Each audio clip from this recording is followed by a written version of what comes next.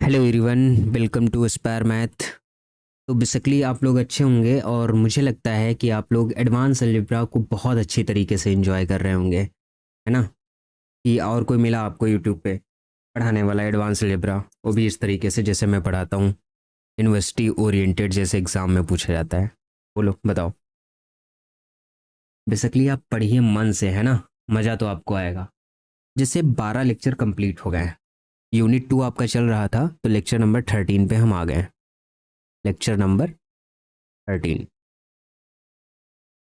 हम आपको सिखा रहे थे एलिमेंट्री डिवाइजर। तो एलिमेंट्री डिवाइजर हमने आपको बताया, एलिमेंट्री डिवाइजर क्या होता है कि जैसे मान लो एक ग्रुप का ऑर्डर आपको दिया गया है 2700, ये दिया गया था, ये मैंने करवाया आपको, है ना।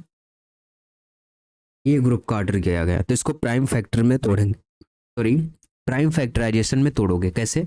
इसका प्राइम फैक्टर ऐसे आप कर लोगे, सर ये कैसे आप लिखते हैं, इस तरीके से 2 से करोगे 1350, इस तरीके से, फिर से 2 से करोगे 675, इस तरीके से, फिर 5 से कर दो 1, है ना, 17 हो गया 3, और फिर क्या आ जाएगा 5, फिर 5 से कर दो 5 2 जा 10, 5 7 जा, फिर 3 से कर दो 3 9 जा, फिर 3 3 जा, इस तरीके से। तो ये आ जाएगा 2 की पावर 2, 3 की पावर 3 और 5 की पावर 2, इस तरीके से बन जाएगा। तो यहाँ से ग्रुप्स बनना तैयार होंगे। किस टाइप के ग्रुप बनना? एलिमेंट्री डिवाइजर कितने बनेंगे? ऊपर की जो पावर है इनको मल्टीप्लाई कर दो, तो 3 2 जा 6 2 जा कितना होता है 12।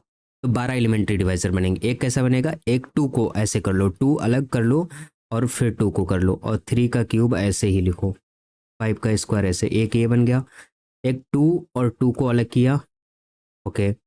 अब क्या करो, 3 और 3 स्क्वायर को अलग कर लो, 5 स्क्वायर लिखो। फिर क्या करो, 2 2 को अलग करने के साथ साथ 3 3 लिख लो, फिर 5 स्क्वायर लिख लो, फिर 2 2, फिर 3 3, फिर 5 5 कर दो और यहाँ पे 3 रख दो। ये कितने बन गए? 1 2 3 4 बन गए, है ना। इसी तरीके से आपको भी पॉसिबिलिटीज निकालनी। दूसरा क्या करो, आप 2 को फिक्स ही रखो, 2 स्क्वायर को आप 3 को कर दो 3 3 और 5 स्क्वायर, इस तरीके से। दूसरा क्या कर दो, 2 स्क्वायर रखो, 3 स्क्वायर कर दो 3 5 स्क्वायर, इस तरीके से। एक क्या कर दो, 2 स्क्वायर कर दो, 3 स्क्वायर कर दो, 3 5 इस तरीके से कर दीजिए। आप 2 2 कर दीजिए, 3 स्क्वायर, 3 5 इस तरीके से कर दीजिए। तो इस टाइप से एलिमेंट्री डिवाइजर्स आप बना सकते हैं, जैसे कि मैंने आप पिछले लेक्चर में आपको सिखाया था, है ना, कौन कौन से एलिमेंट्री डिवाइजर बनेंगे। अब एलिमेंट्री डिवाइजर तो हो गया, एलिमेंट्री डिवाइजर ईडी। एक निकलता है invariant factor. Invariant factor most important है, बहुत क्वेश्चन बनेंगे यहाँ से। इनवेरिएंट फैक्टर को हम निकालेंगे with respect to elementary divisor, with respect to elementary divisor. जैसे हम डिफ्रेंशिएट करते हैं y को x के रिस्पेक्ट में, वैसे ही इनवेरिएंट फैक्टर जो निकलेगा वो एलिमेंट्री डिवाइजर के रिस्पेक्ट में निकलेगा। तो उसको निकालने के लिए हमें थोड़ा सा ज्ञान की ज़रूरत है, तो वो ज्ञान हम आपको प्रदान कर रहे हैं। देखिए, ज्ञान ये है कि एक थ्योरम लिखिए आप, है ना। थ्योरम हमारे पास है कि अगर if M and N relatively prime है, क्या है? Relatively prime. यम और एन क्या हमारे पास? Relatively prime. रिलेटिवली प्राइम का मतलब ये होता है कि अगर उनका ग्रेटेस्ट कॉमन डिवाइजर निकालोगे यम और एन का, वो क्या आने वाला हमारे पास? 1 आने वाला है। ग्रेटेस्ट कॉमन डिवाइजर को हम GCD से नोट कर रहे हैं।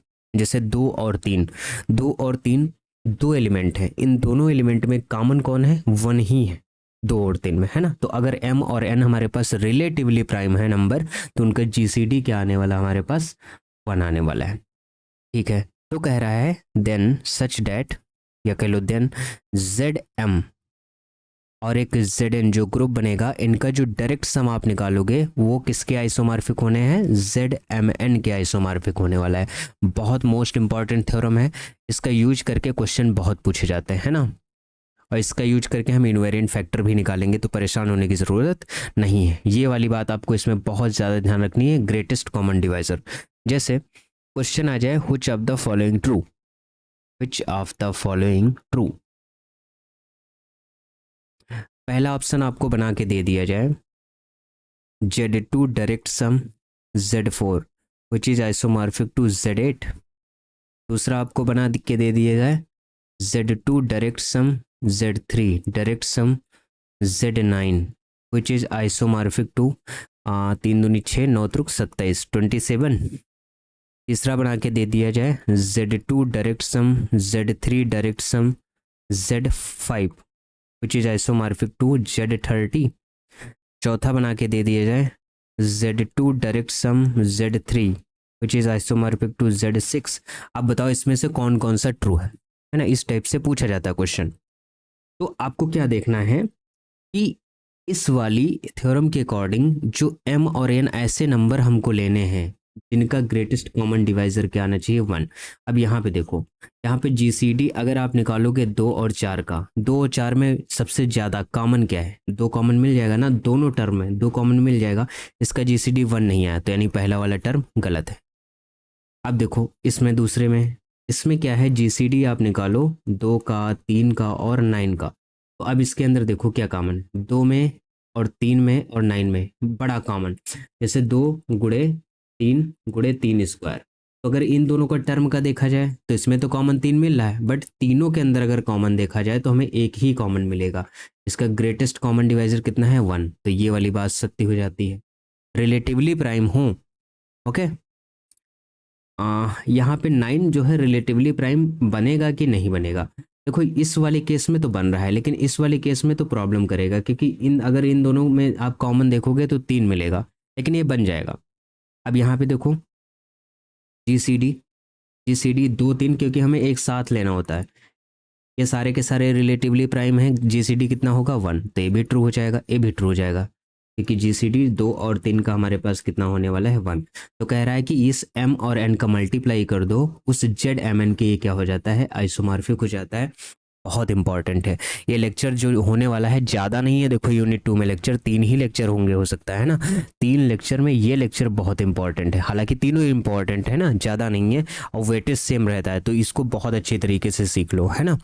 पहला और दूसरा लेक्चर कर लोगे मज़ा आ जाएगा। पहला दूसरा का मतलब ये हो गया, पहला यूनिट और दूसरा यूनिट, ठीक है। तो इसी तरीके से कभी कभी ऐसा क्वेश्चन बनाएंगे। किस तरीके से क्वेश्चन देखो कि if addition modulo n and m, if addition modulo 5 and 7,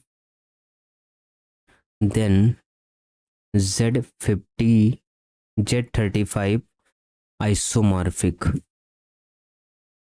isomorphic to, किसके आइसोमॉर्फिक होगा, option A Z5 direct sum Z7, option B Z5 direct sum Z35, option C Z35 direct sum Z5, option D Z7 direct sum Z25।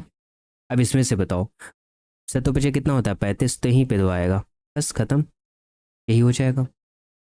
इस तरीके से पूछ लेता है। तो कोई भी क्वेश्चन बनाए कि मान लो ऐसे बना दे Z2 डायरेक्ट सम Z8 डायरेक्ट सम Z9, हमें रिलेटिवली प्राइम देखना है। अब देखो अगर आप ग्रेटेस्ट कॉमन डिवाइजर निकालोगे 2 का और 8 का और 9 का, तो ये बेसिकली है क्या, GCD 2 का क्यूब और फिर 3 का स्क्वायर। ये सारे के सारे ग्रेटेस्ट कॉमन डिवाइजर क्या मिलेगा, 1 ही तो मिलेगा तीनों को मिला के, है ना। तो ये किसके आइसोमॉर्फिक आने वाला है, Z 8 2 9 8 72 दूना कितना होता है 144, है ना। तो Z 144 के आइसोमॉर्फिक होने वाला है। आई थिंक ये वाली बात आपको समझ में आ गई होगी कि ये किस तरीके से वर्क कर रहा है, ओके। अब देखो दूसरी बात इसी तरीके से, इसी से रिलेटेड एक कोलरी आती है। कोलरी क्या कहती है कि अगर इफ मान लो कोई ग्रुप है जी, और वो किसके आइसोमॉर्फिक हो रहा है, ZM डायरेक्ट सम ZN के आइसोमॉर्फिक हो रहा है। ये बात बहुत अच्छी तरीके से समझना, वो किसके आइसोमॉर्फिक हो रहा है, ZM डायरेक्ट सम ZN के आइसोमॉर्फिक हो रहा है। और जी ये क्या होगा, जी हमारे पास ZMN ही तो होगा। एंड कह रहा है दूसरी बात कि ग्रेटेस्ट कॉमन डिवाइजर दोनों का M और N का क्या है 1 है। तो कह रहा है then there exist X in G, एक एलिमेंट इस वाले जी में मिलेगा और ये जी क्या होगा, ZMN होगा, इस जी में मिलेगा जहाँ पे सच डेट इस जी को वो एलिमेंट यक्स क्या कर रहा होगा, जनरेट कर रहा होगा, एंड इस वाले एक्स का जो ऑर्डर होगा वो MN के बराबर होगा। समझ में आई बात? ये वही बात लिखी है ऊपर वाले थ्योरम की, बस थोड़ा सा घुमाया गया। जैसे उसमें हमने आपको ये सिखाया कि अगर GCD हमारे पास यम और एन का 1 होता है तो ये इम्प्लाई करता है कि ZM डायरेक्ट सम ZN ये हमारे पास आइसोमॉर्फिक किसके हो जाएगा, ZMN के आइसोमॉर्फिक हो जाएगा। तो अब कह रहा है कि अगर मान लो ZMN, जैसे मान लो एग्जाम्पल के तौर पे हम सिखाते हैं आपको कि Z2 डायरेक्ट सम Z3 ले लो, एक किसके आइसोमॉर्फिक होगा, Z6 के होगा। क्यों? बाय ऐसा हम क्यों कर रहे हैं? क्योंकि ग्रेटेस्ट कॉमन डिवाइजर 2 और 3 का 1 है। बहुत बढ़िया। अब समझने वाली बात यहाँ पे है क्या? समझने वाली भाई साहब बात यहाँ पे ये है कि Z6 के जो एलिमेंट होते हैं वो 0 1 2 3 4 5 ये एलिमेंट होते हैं। तो ये इस थ्योरम को हम अप्लाई करना सिखाते हैं। तो कह रहा है कि देयर एग्जिस्ट, यहाँ पे जी क्या है, जी जो है वो Z6 है। तो कह रहा है there exist x in Z6, कह रहा है एक एलिमेंट Z6 के अंदर आपको मिलेगा जरूर। क्या होगा जहाँ पे, सच डैट वो जी को एलिमेंट क्या कर रहा होगा, जनरेट कर रहा होगा। तो बताओ Z6 के पास जनरेटर कितने हुए, 2 जनरेटर। भाई ऑर्डर ऑफ एलिमेंट लिखोगे, जनरेटर निकालना आता है ना, फार्मूला पता है जनरेटर कैसे निकालते हैं। 0 का ऑर्डर 1 हो गया, 1 का ऑर्डर क्या हो गया 6 हो गया, 2 का ऑर्डर 3 हो गया, और 3 का ऑर्डर 2 हो गया, 4 का ऑर्डर कितना हो गया 3 हो गया, और 5 का ऑर्डर कितना हो गया 6। तो इसके पास जो 6 ऑर्डर वाले एलिमेंट हैं वो क्या कर रहे होंगे, जनरेट कर रहे होंगे इसको। तो इसका मतलब इसके अंदर एलिमेंट कौन मिला, ये एक्स जो होगा, एक्स हमारे पास क्या हो गया बेसिकली, एक हमारे पास एक्स हो गया, दो नहीं एक हो गया हमारे पास एक्स 1 हो गया, और एक एक्स हमारे पास क्या हो गया 5। एक एक्स हमारे पास 1 हो गया एंड दूसरा एक्स हमारे पास क्या हो गया 5। तो ये दो एलिमेंट हमको Z6 के अंदर मिल गए जो क्या कर रहे हैं, पूरे के पूरे ग्रुप को जनरेट कर रहे होंगे। जनरेटर कैसे निकालते हो, 6 के अगर जनरेटर निकालना है तो 2 गुणे 3 करोगे, फिर क्या करोगे 1 माइनस 1/2, 1 माइनस 1/3 सिखाया था ना, 2 गुणे 3, तो ये आ जाएगा 1/2 गुणे 2/3, 2 और 3 से कैंसिल हो जाएगा, 2 जनरेटर आएंगे तो इसके अंदर एक वो नंबर जनरेटर मिलेगा और 5 नंबर जनरेटर मिलेगा। तो ये थ्योरम यही कहती है कि अगर ऐसा है ZM और ZN इसके आइसोमॉर्फिक है तो उसके अंदर एक एलिमेंट ग्रुप के अंदर आपको जरूर मिलेगा जो क्या कर रहा होगा, ग्रुप को जनरेट कर रहा होगा, और उस एलिमेंट का ऑर्डर कितना रहेगा, उस ग्रुप के ऑर्डर के बराबर रहेगा। क्लियर? ओके, आई थिंक ये वाली बात आपको समझ में आ गई होगी। अब जैसे इससे क्वेश्चन बनेगा कैसे, देखो क्वेश्चन दिखाते हैं। क्वेश्चन अगर बनाएंगे इससे तो कैसे बनाएंगे, देखो G is isomorphic to elementary divisor. हम कह रहे हैं let G is isomorphic to elementary divisor. Elementary divisor हमको क्या दिया गया है, 1 2 3 5, ये एलिमेंट्री डिवाइजर दिया गया। And there is an element x in G and there is an element x in G, then order of x is equal to option A 4, option B 6, option C 10, option D 30, इसको लिख लो 20। Okay, अब बताओ अगर हमारे पास क्या है, जी क्या है, आइसोमॉर्फिक है इस वाले एलिमेंट्री डिवाइजर के, तो कह रहा है कि एक एलिमेंट जी के अंदर आपको मिलेगा, उसका ऑर्डर क्या होगा। तो देखो ये एलिमेंट्री डिवाइजर है 2 3 5 है, तो इसको यहाँ पे देखो GCD अगर आप 2 और 3 और 5 का लोगे तो क्या आएगा 1। तो इससे बनने वाला ग्रुप क्या हो जाएगा, Z2 direct sum Z3 direct sum Z5 ये बनेगा। दोनों का सबका इनका क्या है, GCD 1 है, तो ये किसके आइसोमॉर्फिक होगा, Z। मल्टीप्लाई कर दो, 3 दूनी 6 पंचे 30। तो जो ग्रुप का ऑर्डर आएगा, G हमारे पास क्या आ गया Z30, तो ऑर्डर ऑफ G अगर निकालोगे तो क्या आएगा 30। तो इसका मतलब यही तो हुआ, आपको पता है कि जो जी होता है, there exist X in G such that, एक एक्स जी में मिलेगा जो जी को क्या कर रहा होगा, जनरेट। एंड दूसरी बात, ऑर्डर ऑफ एक्स जो होगा वो ऑर्डर ऑफ जी के इक्वल होगा, ये वाली बात है ना। तो ऑर्डर ऑफ एक्स जो होगा जी के इक्वल होगा, जी का ऑर्डर कितना है 30, तो आंसर इसका क्या आ जाएगा हमारे पास 30, बाकी सारे क्या हो जाएंगे, गलत हो जाएंगे। समझ में आया। तो इस तरीके से भी क्वेश्चन पूछा जा सकता है कि अगर जी हमारे पास एक आइसोमॉर्फिक एलिमेंट्री डिवाइजर है तो एक एलिमेंट आपको वहां पे मिलेगा, तो ऑर्डर ऑफ एक्स हमको बताना है कि क्या होगा। क्लियर। जैसे साइक्लिक ग्रुप नहीं होता है ना, साइक्लिक ग्रुप एक एलिमेंट से जनरेट हो जाता है, तो वही वाली कहानी यहाँ पर भी है, कुछ बहुत ज्यादा अलग नहीं बताया जा रहा है। ओके, बहुत बढ़िया। अब आपको हम सिखाते हैं क्या, थोड़ा सा बताते हैं उसके बारे में, इनवेरिएंट फैक्टर के बारे में। आओ देखो, इनवेरिएंट फैक्टर निकलता किसके रिस्पेक्ट में है, इनवेरिएंट फैक्टर निकलता है एलिमेंट्री डिवाइजर के रिस्पेक्ट में। आपको एक एलिमेंट्री डिवाइजर दिया जाएगा या नहीं दिया जाएगा, तो हम क्या कर लेंगे, उस एलिमेंट्री डिवाइजर से निकाल लेंगे। देखो कैसे, लिखो, हेडिंग डालो invariant factor, invariant factor.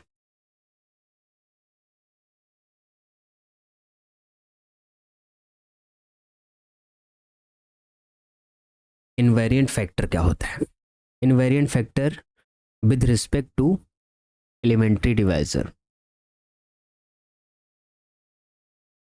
With respect to elementary divisor.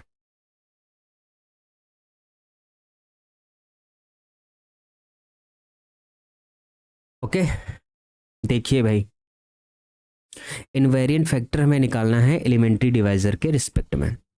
जैसे मान लो एक ग्रुप है, क्वेश्चन में ये ले लिया कि ग्रुप का ऑर्डर हमारे पास 2700 है, क्योंकि इसको हमने सॉल्व किया है तो इसी को ले लेते हैं, 2 की पावर 2 इंटू 3 की पावर 3 इंटू 5 स्क्वायर, ये इसको प्राइम में ब्रेक करने का तरीका है।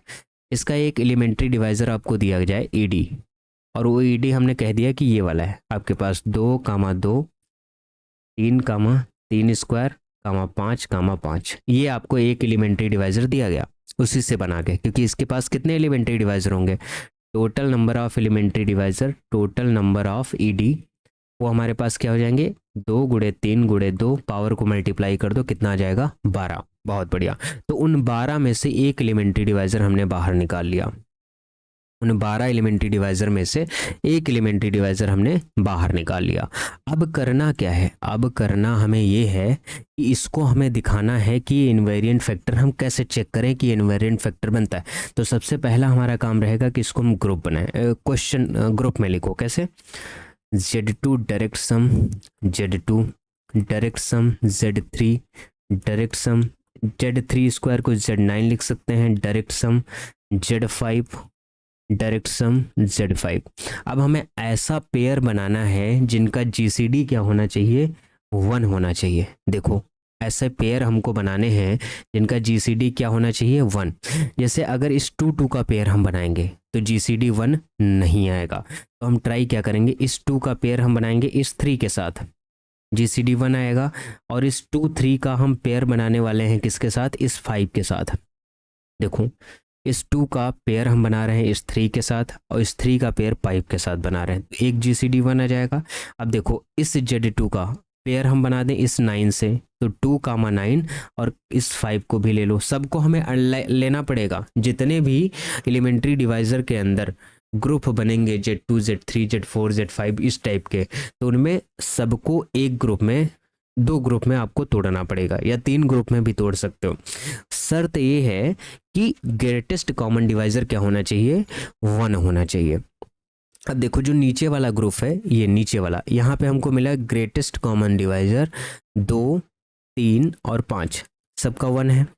ऊपर वाला जो ग्रुप है एंड, उसमें ग्रेटेस्ट कॉमन डिवाइजर आप क्या देखोगे, ऊपर 2 फिर 9 फिर 5, इसका भी ग्रेटेस्ट कॉमन डिवाइजर कितना है, 1। बहुत बढ़िया। तो ये जो ग्रुप आया हमारे पास, कहने का मतलब एक हमने ग्रुप क्या निकाला, एक हमने ग्रुप निकाला, मान लेते हैं G1 ग्रुप है हमारे पास, किसके आइसोमॉर्फिक, ये GCD हमारे पास है, GCD 2 3 और 5 1 है, तो ये G1 आइसोमॉर्फिक है Z2 direct sum, Z3 direct sum, Z5। Okay, दूसरा GCD हमारे पास क्या है, 2 9 5 बराबर 1, यही तो है, देखो यहाँ पे लिखा है 2 9 5। हाँ, तो इससे जो ग्राफ हमने G2 बनाया वो किसके आइसोमॉर्फिक है बताओ।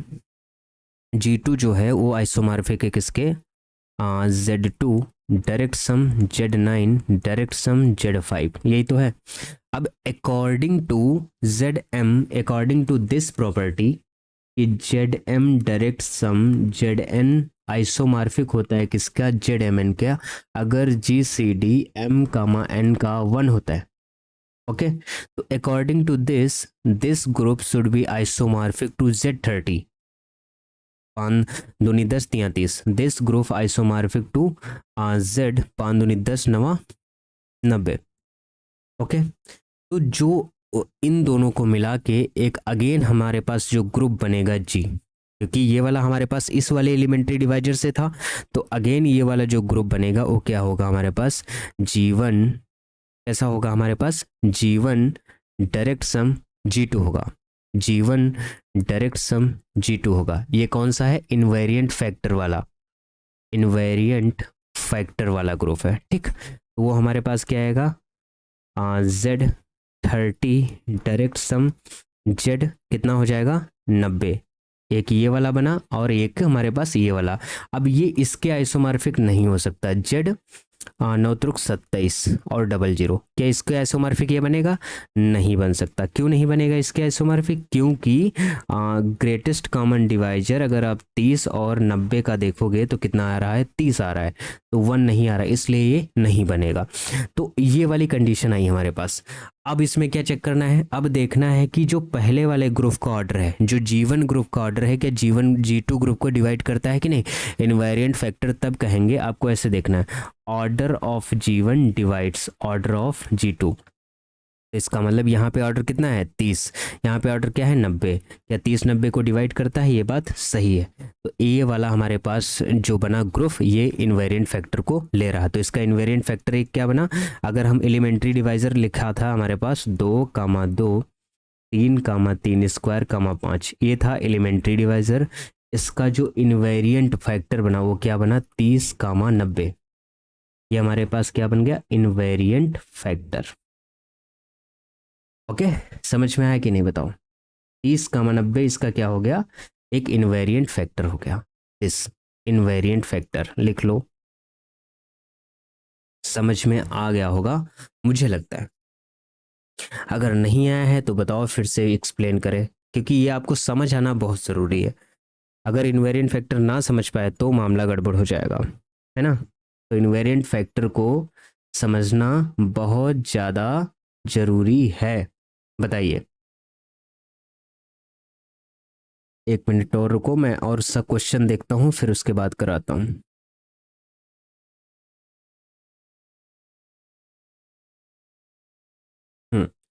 जैसे एक दूसरा हमारे पास क्वेश्चन है, इसका एलिमेंट्री डिवाइजर आपको गिवन है। एलिमेंट्री डिवाइजर,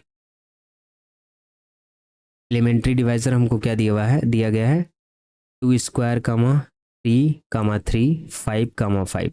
जैसे ये वाला हमको एलिमेंट्री डिवाइजर दे दिया गया, किसी भी ग्रुप का हो, आई डोंट नो ये किस ग्रुप का है, आप करके मल्टीप्लाई करके देखो, वहां से पता चल जाएगा। ठीक, तो इस एलिमेंट्री डिवाइजर के करस्पॉन्डिंग आपको क्या निकालना है, इनवेरिएंट फैक्टर। कैसे निकालोगे वो चीज़ मैं आपको दिखाता हूँ।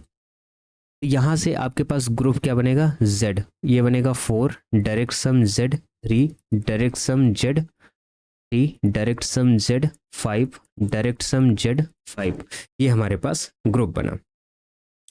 तो देखो 4 का जब हम 3 के साथ करेंगे तो हमारे पास क्या आएगा, ग्रेटेस्ट कॉमन डिवाइजर 1, और इसको 5 के साथ भी आप ले सकते हो, इसका ग्रेटेस्ट कॉमन डिवाइजर क्या आएगा 1। ध्यान रखना है कि डिवाइड भी करना चाहिए, जैसे इस वाले 3 का अगर इस वाले 5 के साथ लोगे तो क्या आएगा, 5 तियाँ कितना हो गया 15, 4 तियाँ 12, 12 पंचे कितना हो गया 60, क्या 15 60 को डिवाइड करेगा, मतलब बन जाएगा जो हमने पेयर लिया। तो इसका मतलब ये हो गया कि पहला ग्रुप जो G1 बना वो हमने ले लिया नीचे वाला, Z4 direct sum Z3 direct sum Z5, और दूसरा ग्रुप जो हमारा G2 बना, एक इसको आइसोमॉर्फिक हो गया Z3 direct sum Z5। Okay, इसको G2 कह दो बड़े वाले को, और छोटे वाले को G1 कह दो। अब ध्यान दो, ध्यान देने योग्य बात यहाँ पे ये है भाई लोग कि जैसे यहाँ पे जो 4 है, 3 है, 5, इसका ग्रेटेस्ट कॉमन डिवाइजर 1 है, तो इसको मल्टीप्लाई करोगे तो 4 तियाँ 12 पंचे क्या आ जाएगा Z60, और इसको जब करोगे तो कितना आ जाएगा 5 तियाँ 15, क्योंकि 3 और 5 का ग्रेटेस्ट कॉमन डिवाइजर कितना है 1 है, तो कितना आ जाएगा Z15। अब जो G होगा वो किसके आइसोमॉर्फिक होगा, G1 डायरेक्ट सम G2 के। ये क्या होगा, invariant factor, invariant factor. If क्या हो जाएगा, ऑर्डर ऑफ G1 डिवाइड करेगा किसको, ऑर्डर ऑफ G2 को। तो इनवेरिएंट फैक्टर G1 कितना है हमारे पास Z15, डायरेक्ट सम क्या हो जाएगा Z60। अब देखो Z15 डायरेक्ट सम क्या हो गया Z60। 15 और 60 का ग्रेटेस्ट कॉमन डिवाइजर कितना होता है, 15 होता है। तो ये हम 15 गुणे 60 नहीं लिख सकते हैं, आगे ZMN में नहीं लिख सकते इसको, है ना। लेकिन ये हमारे पास एक इनवेरिएंट फैक्टर बनेगा क्या, 15, 60। ये हमारे पास क्या है, इनवेरिएंट फैक्टर है। क्या है भाई लोग, इनवेरिएंट फैक्टर। क्यों, डेट इज वाई 15 डिवाइड करता है 60 को, अगर डिवाइड ना करे तो इनवेरिएंट फैक्टर ये नहीं बनेगा। समझ में आई बात, ओके। इसके बाद और देखो, जैसे एक दूसरा हमने ले लिया,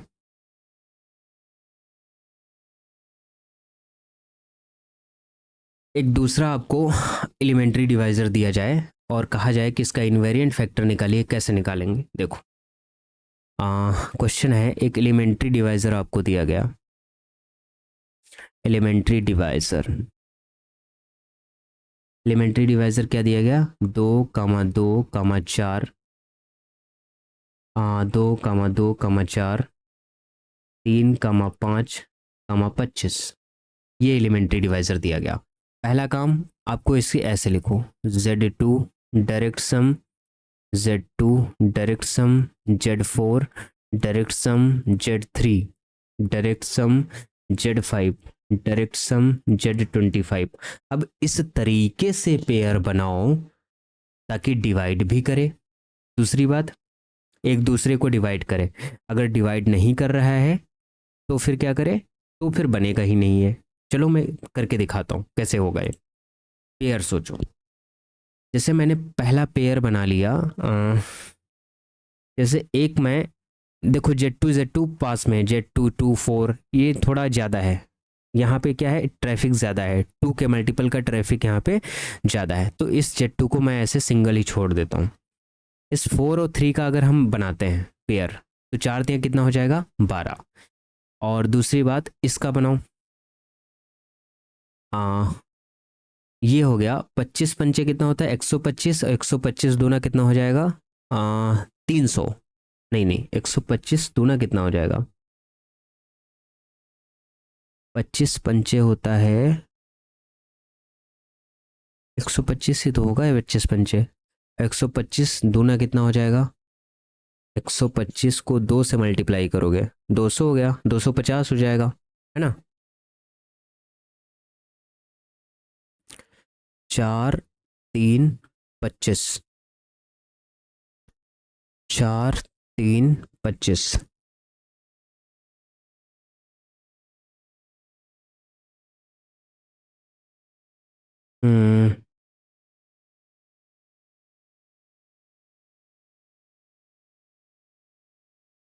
कैसे पेयर बनाऊं, इसमें पेयर ऐसे आपको बनाने हैं जैसे 2,2 4,3,5, इस तरीके से अगर आपको दिया गया है, ठीक।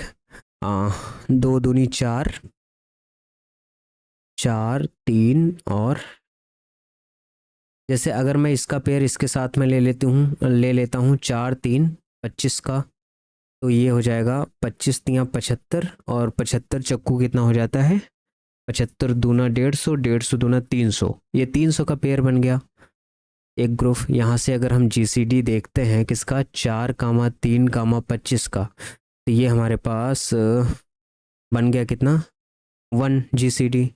तो इस ग्रुप को अगर हम नाम दे दें लास्ट वाला ग्रुप G3, ये बन गया हमारे पास Z4 direct sum Z3 direct sum Z25, क्योंकि सबका ग्रेटेस्ट कॉमन डिवाइज़र 1 है, तो ये Z300 के इक्वल हो जाएगा।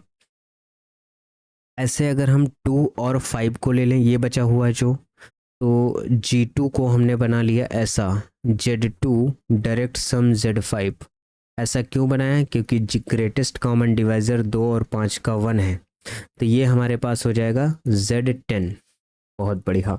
अब एक हमारे पास जो बचा है G1, उसको मान लिया हमने, उससे कह दिया Z2, क्योंकि 2 का तो वही है, इसके साथ और कोई नहीं, तो इसे ऐसे ही छोड़ दो। तो अब हमको क्या बनाना है? एक G ग्रुप बनाना है। कैसा बनाओगे?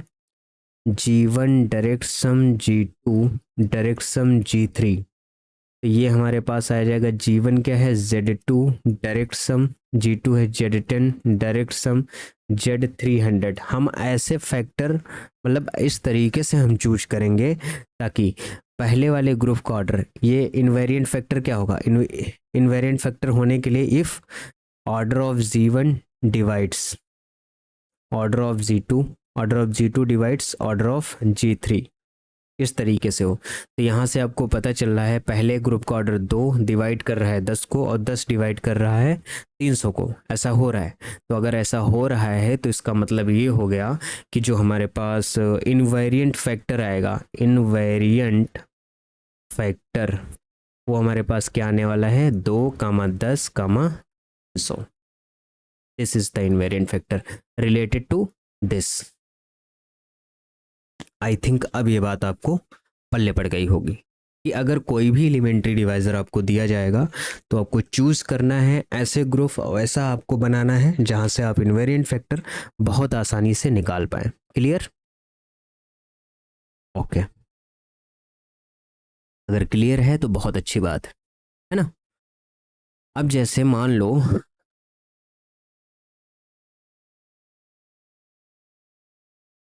एक ग्रुप अगर दिया जाए,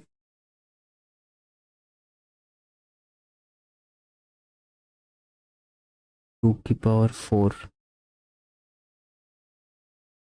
of elementary divisor,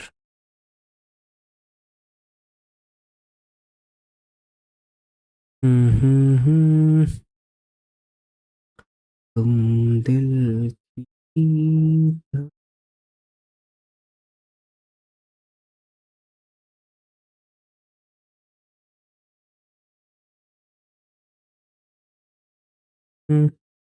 I think आप लोगों को आइडिया लग गया होगा कि how to find elementary, how to find invariant factor, है ना। एक और मान लो जैसे इस तरीके से आपको दिया जाए 2, 2 क्यूब और 3 स्क्वायर, ये आपको पता चले एलिमेंट्री डिवाइज़र आपको गिवन है ना। तो आपको निकालना है इनवेरिएंट फैक्टर। कैसे निकालेंगे? तो सबसे पहला काम आपको लिखना होगा Z2 डायरेक्ट सम, Z2 की power 3 direct sum, Z3 square, इस तरीके से लिख देंगे ना, कोई दिक्कत नहीं। अब देखो ये 8 है और ये कितना है? 9 है। 8 और 9 का ग्रेटेस्ट कॉमन डिवाइजर कितना होता है? GCD। अगर हम 8 और 9 का निकालेंगे तो ऑब्वियसली 1 आएगा।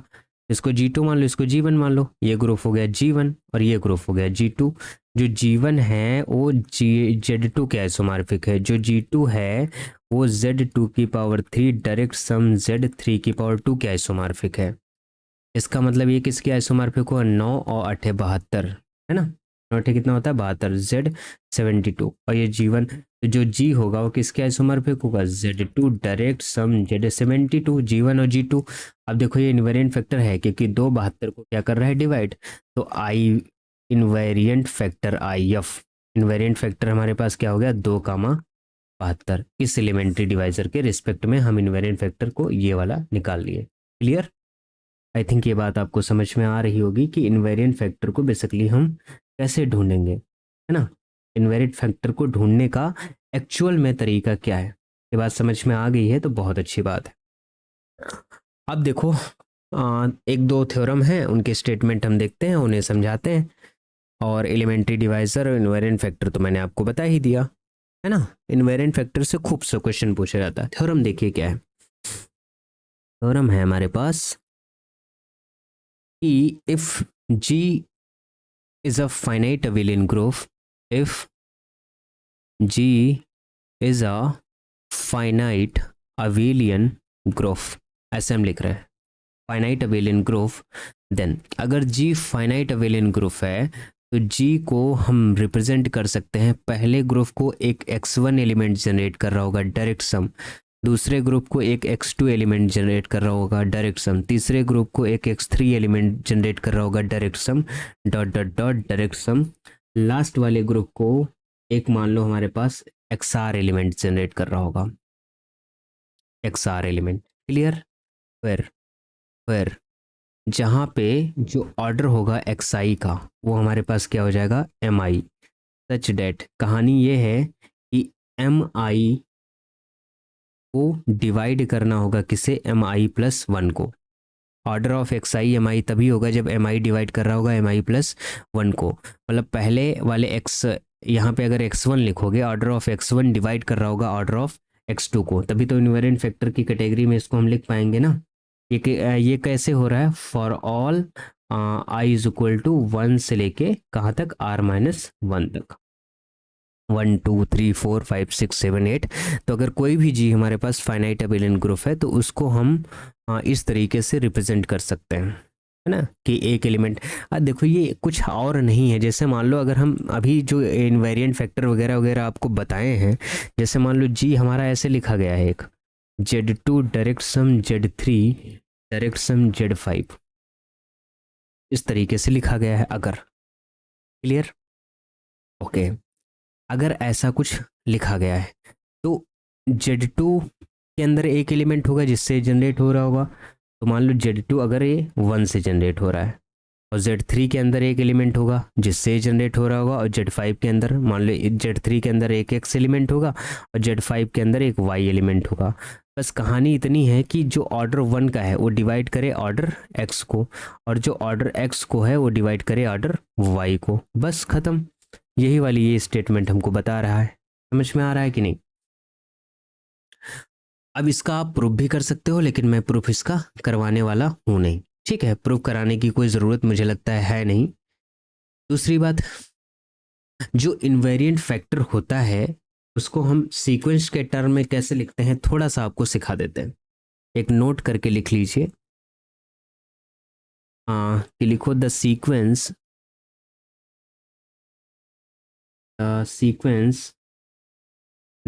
जो ऊपर हमने थ्योरम लिखी है, the sequence obtained above theorem, जो सीक्वेंस हमने ऊपर की थ्योरम में ऑब्टेन की, कौन सी सीक्वेंस, जो ऑर्डर मिला है M1 M2 M3 कहाँ तक, EMR तक। XR का ऑर्डर कितना था, MR तक मान लो जो हमको ऑर्डर मिला, ये सीक्वेंस जो है इज यूनिक। ये सीक्वेंस कैसी होनी चाहिए, यूनिक सीक्वेंस होनी चाहिए। तो the sequence obtained above theorem, this sequence is unique. ये जो एमआईज हैं, एमआई को हम क्या कहेंगे, इनवेरिएंट फैक्टर कहेंगे। ये जो एमआईज है ना, ये यूनिक सीक्वेंस आएगी, और इन्हीं एमआईज को हम क्या बोलेंगे, इनवेरिएंट फैक्टर बोलेंगे। एमआईज को क्या बोलते हैं, इनवेरिएंट फैक्टर IF, ठीक। और कैसे बोलते हैं कि पहला M1 का ऑर्डर M2 को डिवाइड करना चाहिए, वही जो हमने लिखा है ना, ये वाला टर्म क्या लिखा है अभी, 1 का ऑर्डर इसको डिवाइड करे, इसका ऑर्डर इसको डिवाइड करे, तभी तो इनवेरिएंट फैक्टर कह सकते हो। तो ये जो बेसिकली थ्योरम है वो इनवेरिएंट फैक्टर पे बेस्ड ही करके लिखवाई गई है, वही इसका स्टेटमेंट मैंने आपको दिखाया। ओके, अब रुको मैं चेक कर लेता हूँ, देखता हूँ कि क्या बचा हुआ है पढ़ाने का इस वाली यूनिट में। अगर कुछ बचा है तो देखते हैं, अभी करवा देते हैं, क्यों दूसरे लेक्चर में आएंगे, है ना, क्योंकि जितनी जल्दी आपका सिलेबस ख़त्म होगा उतनी जल्दी जो है हम सिखा देंगे आपको क्वेश्चन वगैरह लगाना, तो हमारे लिए भी आराम हो जाएगी, क्योंकि अब मुझे भी पढ़ना है भाई, अपना भी देखना है आप लोगों के साथ में।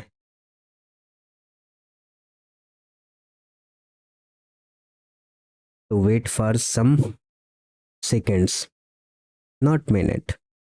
और बताइए आप लोग कैसे हैं, थोड़ी बात भी कर लेते हैं आपसे। कहिए जनाब कैसे हैं। हाँ देखो, इसमें आपको ये जो हमने बताया था कि primary decomposition theorem, PI primary component क्या होता है और बेसिस थ्योरम क्या होते हैं, इनके स्टेटमेंट आपको रटे होने चाहिए, ठीक है, ये सब डायरेक्टली पूछे जाएंगे। और उसके बाद हमने आपको सिखाया कि फाइनाइट अबेलियन ग्रुप में जो कर्नल होता है और जो इमेज होती है उसको लिखने का नोटेशन आपको दिखाया। और एक फाइनाइट अबेलियन ग्रुप में हमने नॉन डिक्रीजिंग सीक्वेंस भी आपको दिखाई थी, है ना। तो उस सीक्वेंस के बारे में और उससे रिलेटेड ग्रुप के बारे में भी देख लेना। ये एलिमेंट्री डिवाइज़र हमने आपको सिखाया, एलिमेंट्री डिवाइज़र क्या होता है, और उससे रिलेटेड एक कोलरी सिखाई हमने। और एलिमेंट्री डिवाइज़र के बाद हमने क्या बताया आपको, इनवेरिएंट फैक्टर आपको सिखाया कि क्या होते हैं, ये सारी चीज़ें बता दी। फिर थ्योरम बताई कि अगर m और n हमारे पास रिलेटिवली प्राइम नंबर हैं तो zm डायरेक्ट सम zn हमारे पास zmn के इक्वल हो जाएगा। क्लियर। और उसके बाद हमने एक थ्योरम भी लिखवाई कि अगर कोई भी फाइनाइट अबेलियन ग्रुप है तो उसमें जो एलिमेंट हैं उससे जनरेट होने वाले इन्वेरिएंट फैक्टर कहेंगे अगर पहले एलिमेंट का ऑर्डर दूसरे एलिमेंट के ऑर्डर को डिवाइड करे, या पहले ग्रुप का ऑर्डर दूसरे ग्रुप के ऑर्डर को डिवाइड करे, दूसरे ग्रुप का तीसरे ग्रुप को। इस तरीके से हम क्या निकाल लेंगे वहाँ पे, एलिमेंट्री डिवाइजर। उससे जो सीक्वेंस एक ऑब्टेन होगी उसी सीक्वेंस को हम नाम देते हैं क्या, इनवेरिएंट फैक्टर। ये वाली भी बात हमने आपको बताई थी। ठीक। अब इनवेरिएंट फैक्टर और एलिमेंट्री डिवाइज़र के बारे में आप बहुत अच्छी तरीके से जान गए हैं। इतना ही है यूनिट 2 में आपके। अब जो यूनिट 3 स्टार्ट करेंगे हम, फील्ड एक्सटेंशन, वो भी बहुत अच्छी है हमारे पास, बहुत अच्छी यूनिट है, उसको भी सिखाएंगे आपको बहुत अच्छी तरीके से। 5 से 6 लेक्चर उसमें आएंगे, थोड़ी सी लॉन्ग यूनिट है, सबसे ज़्यादा लंबी फर्स्ट इसलिए हो जाती है बेसिकली उसमें फाउंडेशन तैयार करना पड़ता है, क्योंकि हमें आपको सिखाना है उसके एग्जाम्पल। तो आपको सिमेट्रिक ग्रुप आना चाहिए, क्वाटर्नियन आना चाहिए, K4 आना चाहिए, कुछ ग्रुप आएंगे तभी आप कर पाओगे। ओके, तो इसलिए यूनिट 1 बड़ा हो जाता है। ये 2 यूनिट कंप्लीट हो गया। अब देखो 2 यूनिट बचे हैं, तो 2 यूनिट भी आपके ज़्यादा से ज़्यादा कितने लेक्चर आएंगे, मैक्सिमम 10 से 11, बस 10 से 11 लेक्चर में हो जाएगा। तो 10 दिन में ये ख़त्म कर देंगे, तो परेशान होने की ज़रूरत नहीं है। ठीक है, पढ़ते रहो, मिलते हैं आपसे नेक्स्ट लेक्चर में, तब तक के लिए बाय बाय।